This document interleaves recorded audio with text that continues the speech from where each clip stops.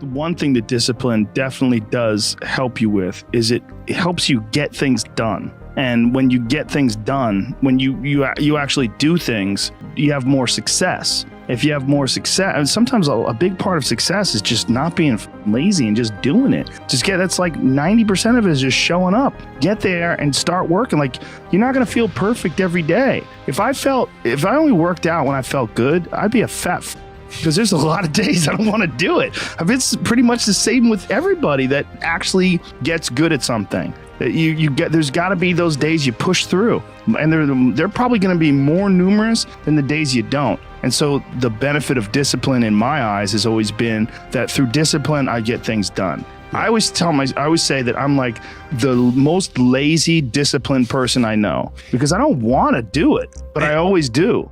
If I look back on anything I've ever done, mistakes I've ever made, paths that something that I put out that I didn't quite think, man, maybe I just waited 3 months before I released that, or maybe I should have, re-edited that blog post a couple more times before I put it online, or those things drive me crazy.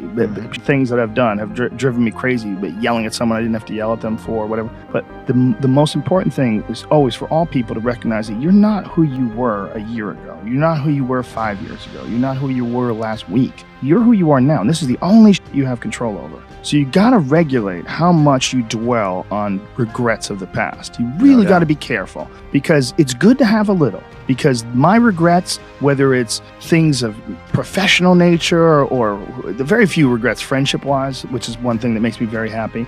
But there's life is strange. There's a lot going on. There's a lot of factors happening in life. But for sure, who I am now wouldn't have ever happened if I didn't f up. If I didn't make those mistakes, I wouldn't have understand the importance of friendship and kindness. And if I hadn't been cruel at some point in my life, or someone hadn't been cruel to me, I wouldn't understand the beauty of love. I wouldn't understand the full range of it because I hadn't felt the sting. If nobody ever punches you in the face, you don't really appreciate safety. Because a lot of people don't even understand what safety is. You pretend, oh, we're safe, but you are so not safe at any moment. And when someone's punched you in the face a bunch of times and you've been in a street fight with some guy you barely knew, you got in an argument with him, there's something about regular safety that's sweeter. It's more delicious. It's way better to drive your car straight after you almost lost control on a turn.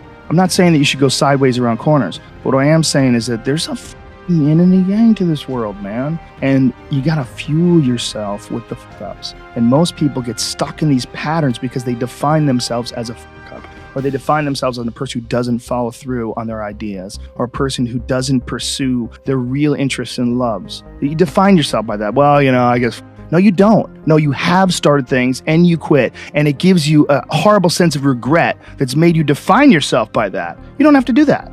And everybody's different. Everybody's similar, but everybody's different. And your attitude has a giant effect, not just on your life, but on other people's lives around you. That's the other thing about it. Those I can't catch a break guys, get them the f away from me. I can't be around those guys. I don't want to hear that shit. I don't want to hear that shit. I don't buy it. Because everybody has bad breaks. I've had a shit ton of bad breaks. But you know what I did? I stayed up and I thought through it. And I figured out what the f I did wrong. And then I went back.